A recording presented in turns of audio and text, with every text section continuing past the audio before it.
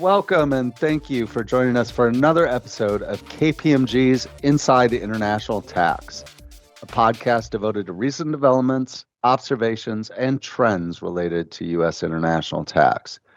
I'm one of your hosts, Gary Scanlon, a principal in KPMG's WNT International Tax Practice. I'm joined once again by my co-host, Kristen Gamboa, a managing director in the same group. Hi, Kristen. Hey, Gary. On May 22nd, 2025, the U.S. House of Representatives passed an expansive budget reconciliation package titled the One Big Beautiful Bill, which we, or at least I, like to call the OB3. The long-awaited tax bill would extend many of the provisions originally enacted in the Tax Cuts and Jobs Act, or TCJ, in 2017, including the current FDII, GILTI, and beat rates with only small modifications. But we're not going to focus on the TCJ extensions here. Rather, we're going to talk about a new provision included in the tax bill, Section 899, or the Enforcement of Remedies Against Unfair Foreign Taxes. Section 899 combines elements of previous proposals made by Representative Smith, the chairperson of the House Ways and Means Committee, and Representative Estes, a member of the Ways and Means Committee. This proposal would retaliate against other countries' extraterritorial and discriminatory taxes, or more simply, unfair taxes. In today's episode, we'll explore Section 899 in the OB3, why it's in the bill, how it would impact taxpayers, and its future in the Senate. For our discussion today, we're joined by friend of the podcast, Dan Winnick, a principal in KPMG's WNT International Tax Practice, who previously served as tax counsel for the House Committee on Ways and Means, and as an attorney advisor with the Treasury Department Office of Tax Policy. Welcome back to the podcast, Dan. Thanks for having me back, Gary and Kristen. So before we dive into proposed Section 899, let's talk a little bit about its purpose and policy. On our last podcast episode, we talked about the U.S. negotiations with the OECD, and specifically Treasury's requests for the U.S. tax regime to stand side by side with the Pillar 2 regime, exempting U.S. multinational entities and their CFCs from the UTPR. It's pretty clear from the committee report, as well as public statements from Chairman Smith, that Section 899 is meant as a stick to get foreign governments to not enact or repeal their UTPRs, DPTs, and DSTs. Indeed, Chairman Smith indicated that he expects this provision would never apply. So, Dan, should taxpayers take comfort here? Well, I agree it's not intended to apply. We can't be certain it will not apply. And if the provision passes into law, there's always a chance it will be used. Another area of concern for taxpayers here might be that if the provisions passed into law with all the members thinking that it's never going to apply, maybe they won't worry as much about working out some of the kinks that we're going to discuss. A solution to prevent the application of Section 899 is going to require a lot of work and negotiation. And while there's been some progress, as reported on New Zealand, Italy, India, and other countries, we also have examples like Germany, who just announced that they're exploring enacting a DST. Application will really depend on how global progress is made. For example, on revisiting the UTPR, which was developed at the OECD on a multilateral basis and now is being implemented pursuant to an EU directive, bilateral negotiations won't be enough. We'll need a multilateral solution. The provision applies automatically with respect to the UTPR, DSTs, and diverted profit taxes. So right off the bat, they've identified several foreign taxes that are as unfair foreign taxes. And if any one of them apply, you're hit by this proposal. In some ways, because they cast such a broad net, it may backfire and countries won't have an incentive to, say, eliminate a DST if we don't have a solution to the UTPR yet. I think it's also worth noting with diverted profits taxes that we're already seeing movement from foreign countries. For example, the United Kingdom is considering replacing its diverted profits taxes with a mechanism that uses their transfer pricing system and might achieve a similar policy without triggering Section 899. So I think we're seeing movements from foreign countries in both directions, but not enough movement to convince me that this will never apply. So, Dan, if Section 899, as currently drafted in the House bill, is enacted, is there anything that Treasury or the IRS can do to delay the effective date of the provision if the negotiations take more time? The provision as drafted has a number of grants of regulatory authority, but by its terms, it goes into effect automatically with respect to UTPRs, DSTs, and DPTs. In the case of withholding taxes, Treasury has often exercised its authority to limit the application of withholding taxes, even when there isn't a specific grant of regulatory authority. And so that might smooth some of the implementation, at least until tax returns are due. They might also look to the authority to define applicable persons or to determine that there's no longer an unfair foreign tax, even if a tax hasn't been fully repealed. So, in addition to providing the United States a tool for negotiation, Section 899, perhaps most importantly, is a revenue raiser for the OB3. In fact, the JCT estimates that Section 899 will raise over $116 billion in revenue. Is this score impacted if Section 899 is never applied or if a foreign government later removes their unfair foreign taxes? Scoring for the bill really only matters while the bill is being processed.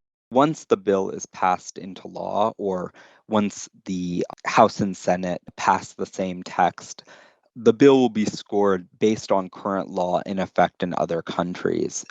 JCT takes into account behavioral impacts of taxpayers, so it's not a static score, but they don't take into account policy responses from other governments. JCT has identified a foreign government with an unfair foreign tax. They're going to assume an unfair foreign tax continues to exist. It's also interesting that the JCT score reflects that proposed Section 899 decreases revenue in the last couple of years within the budgetary window. This implies that taxpayers may engage in tax planning, like moving distributions further forward when rate increases under the provision aren't as large, or that taxpayers may disinvest from the United States if these high taxes actually remain in effect.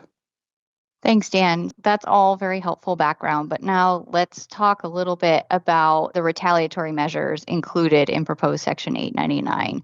So, Dan, can you tell us a little bit about what's included? So there are really two separate measures in the bill that intend to retaliate against jurisdictions that have unfair foreign taxes. The first portion of the provision would increase the rate of tax paid by effective foreign persons. This includes withholding on U.S. source income that's paid to foreign persons, as well as effectively connected income. This section comes from the bill that was introduced by Chairman Smith and is really an updated version of existing Section 891, the provision that allows the president to double the rate of tax on citizens and corporations from countries with extraterritorial taxes. This provision increases the rate of tax annually by 5% until it hits a cap of 20% over the statutory rate. For example, FIDAP income, which is taxed at a statutory rate of 30%, would be capped at a rate of 50%. The second measure, the super beat, which originated from a proposal by Congressman Estes, when applicable, does things intended to make the beat more punitive. It removes the $500 million gross receipts test and 3% base erosion percentage test, so it just turns all impacted taxpayers into applicable taxpayers for beat purposes. It increases the rate to 12.5%. and implements the credit provisions that are scheduled to go into effect at the end of this year if the bill doesn't pass, that would cause regular tax liability to be reduced by all credits, getting rid of the special provisions for the energy credits and the research credit. It eliminates the exception for payments subject to withholding tax. It also eliminates the services cost method exception, which is one that many taxpayers rely on for relief from the BEAT today. And finally, it treats payments to a foreign-related party that are capitalized, other than the purchase price of depreciable or amortizable property or inventory, as giving rise to a base erosion tax benefit. This last aspect of the superbeat is a change from the earlier bill, which instead treated 50% of COGS as a base erosion payment subject to the beat.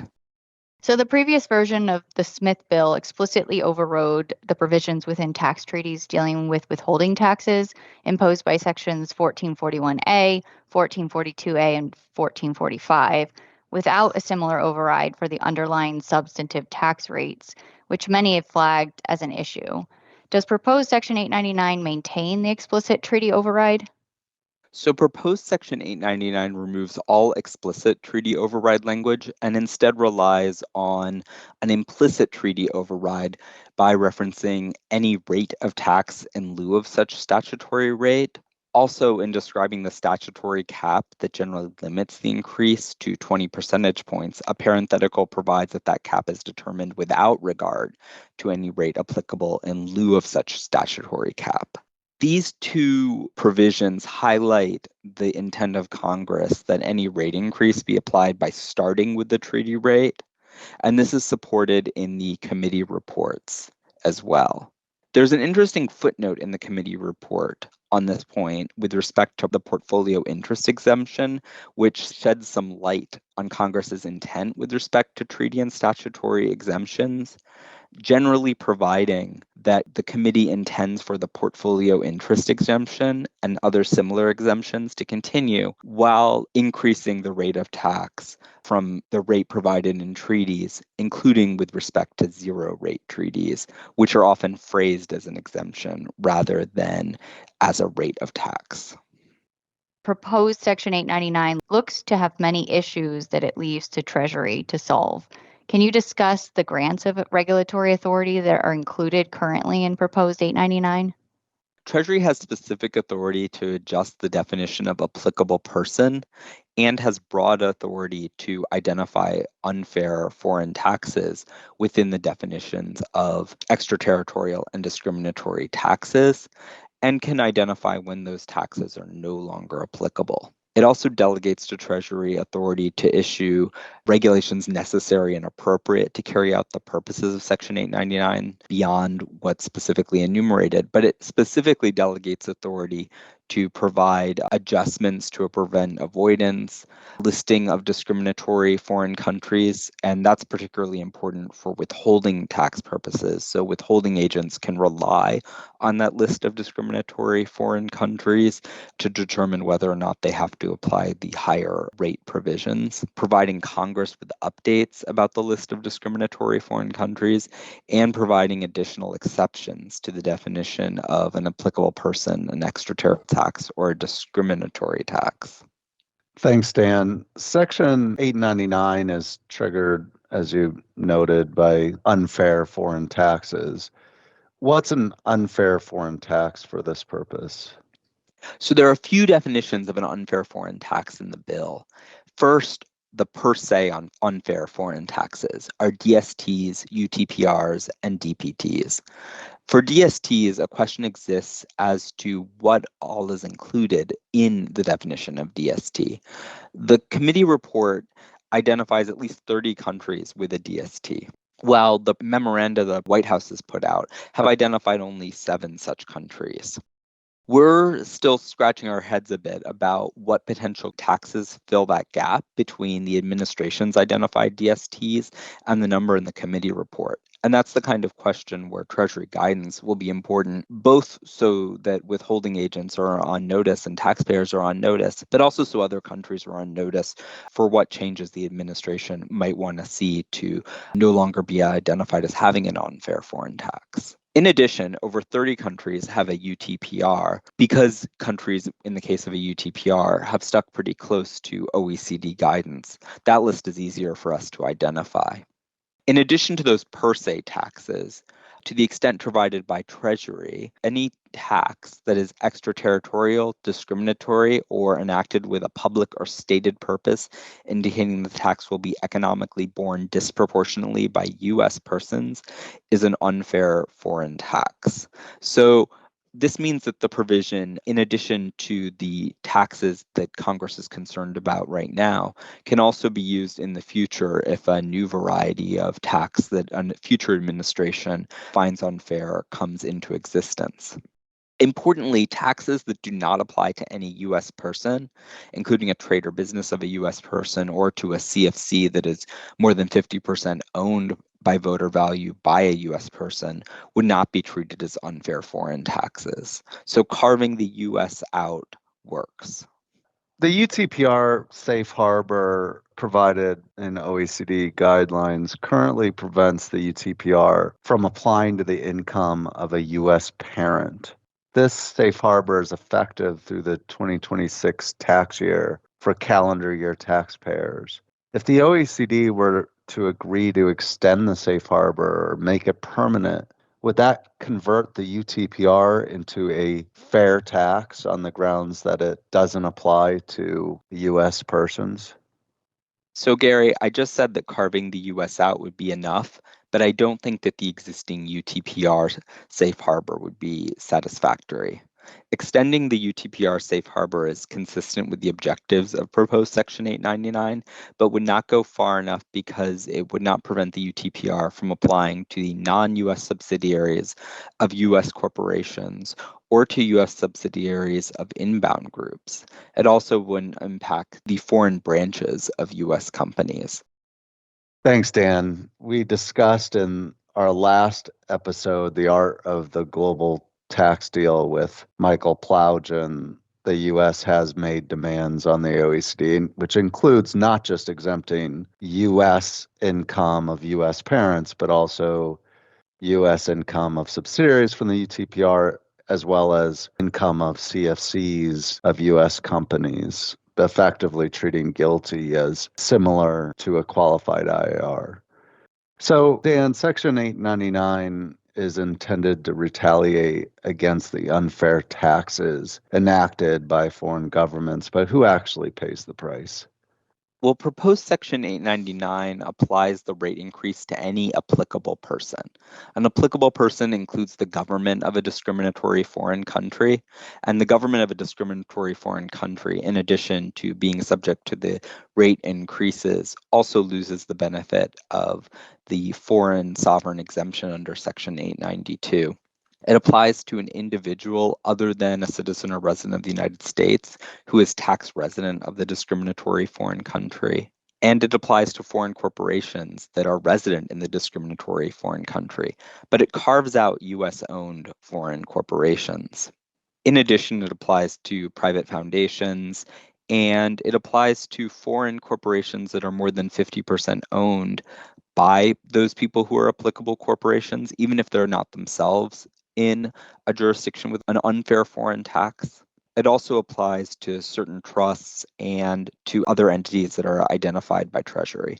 Proposed Section 899 would apply the superbeat to any domestic corporation or foreign corporation with effectively connected income that's more than 50% owned by one or more applicable persons. This portion of the rule excludes publicly held corporations from being treated as applicable persons because of ownership by applicable persons. And while we're not entirely clear what publicly held corporations means in this context, it probably has the effect of excluding domestic public corporations, regardless of their share ownership. So, Dan, you noted that publicly traded U.S. multinational is exempted from the superbeat. Is that also true for payment flows between the U.S. company and its CFC? Yes, in general, a CFC that is majority owned directly or indirectly by a U.S. corporation will be exempt from the rate increases. That's an example of a U.S. owned company, and it'll benefit from the exemption for U.S. owners. But importantly, the foreign shareholders of a U.S. company could still be subject to increased withholding on dividends, right? That's right. Foreign holders of debt of U.S. companies could also be subject to higher rates of withholding if they don't benefit from the portfolio interest exemption. How about foreign multinationals, Dan? Does a foreign multinational organize in a fair jurisdiction? that is, a jurisdiction without an unfair tax, still have anything to worry about with respect to 899? Yes, it does. Because even if the foreign public company is located in a good jurisdiction, and so it itself is not subject to Section 899, if its U.S. subsidiary is owned through a chain that includes one corporation in a bad jurisdiction, that will cause the U.S. corporation to be subject to the super beat. Moreover, even if every entity in the chain is in a good jurisdiction, payments to a foreign affiliate that's in a bad jurisdiction or owned by an entity in a bad jurisdiction would be subject to the increased rate of tax. So being owned by a foreign entity in a good jurisdiction doesn't provide the same level of protection as being US owned. How about a foreign multinational organized in a country with an unfair tax? Is there any out for that taxpayer? In general, a foreign multinational in a bad jurisdiction taints the entire group. However, there is an out for the foreign multinational that is US controlled, where its shareholder base is more than 50% US. And this appears to apply even for foreign public companies. So if a foreign public company can establish that its shareholder base is US, that might get it out of the rule. That's helpful. This seems to be a lot of work for people who may or may not be in the scope of proposed Section 899. But there also seems to be pressure on withholding agents and the current withholding regimes, right? Yes, the biggest challenge for withholding agents relates to payments to foreign entities that are applicable persons because they are owned by another applicable person. Withholding agents are unlikely to collect currently the type of ownership information needed to determine whether a payee is an applicable person subject to increased withholding under proposed Section 899, where applicable person status is based on the shareholders or the beneficiaries of the payee. And they would need payees to self-report this information, including refreshing it if ownership modifications result in the change in the person's status. Similarly, it wouldn't be possible to identify whether a foreign corporation is US owned, except for in some very limited circumstances. If proposed Section 899 is enacted, Treasury and the IRS likely would need to provide guidance, including potentially updating forms to include information on ultimate beneficial owners, and withholding agents would need to establish new processes and systems to both collect and report additional information. In the meantime, an extended transition period, including turning off withholding based on indirect ownership, will probably be needed. We've talked a lot about what's in proposed Section 899, but haven't discussed when it applies. So if countries don't fold on their UTPRs, DSTs, and DPTs, Dan, when would proposed Section 899 apply? Proposed Section 899 would be immediately effective upon its enactment. Its application is delayed through a number of complicated rules. The tax rates with respect to a discriminatory foreign country would begin increasing as of the country's applicable date. A country's applicable date would be the first calendar year, so the applicable date's always a January 1st, beginning on or after the later of three dates: 90 days after the date of enactment of Section 899, 180 days after the date the unfair foreign tax is passed into law by a foreign country, or the first date that the unfair foreign tax begins to apply. However, the increased rates and BEAT modifications would apply to all tax years of a particular taxpayer beginning after, and not on or after, the later of those same three dates that are relevant in determining the applicable date. Therefore, the date of enactment here is crucial. For example, if Section 899 is enacted before July 2nd, 2025, the increased rates and the super beat would apply to tax years beginning after September 30th, 2025. And any enactment during this fiscal year, which ends on September 30th, 2025, would cause the provision to start to apply by January 1st, 2026. So hopefully Section 899, even if enacted, never actually collects a dollar of tax. But as the saying goes, hope for the best, prepare for the worst. Dan, what can taxpayers do to plan for the worst?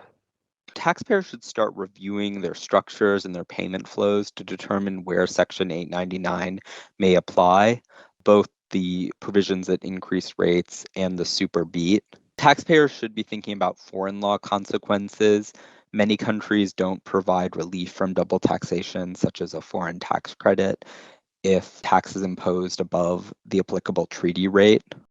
They should be thinking about what they're reporting or disclosing to investors and gross up provisions. For taxpayers who've never had to worry about the branch profits tax or BEAT, they should model their exposure, if any. And some taxpayers are even thinking about some of the benefits of being a US multinational or holding some of their structure through the United States, though that's a long-term decision. If my schoolhouse rock knowledge is right, now that the tax bill has passed the House, the Senate now has the opportunity to amend it. Do you think Section 899 survives the Senate? And do you expect there'll be any changes made to Section 899 in the Senate? I do think that proposed Section 899 survives the Senate bill, but it's, of course, uncertain, as you say. At the very least, as we've discussed, they will need some revenue raisers in the bill, and based on the JCT revenue estimates, proposed Section 899 is currently the second largest tax revenue raiser from the House bill. It's likely that changes will be made to other provisions of the bill. The Senate's still examining the House bill and considering whether or not it complies with the Byrd rules dealing with budget reconciliation. Soon we would expect to see the Senate's proposed amendment to the House's work, and we'll see what they do with Section 899. And when do you expect to see the Senate bill, Dan? Our understanding is that right now, with the Senate reviewing the bill, we can maybe see text as early as next week. Thank you, Dan, for your insights on proposed Section 899, and a special thank you to Casey Caldwell for her help behind the scenes with this episode. We'll obviously continue to monitor the tax bill as it makes its way to the Senate.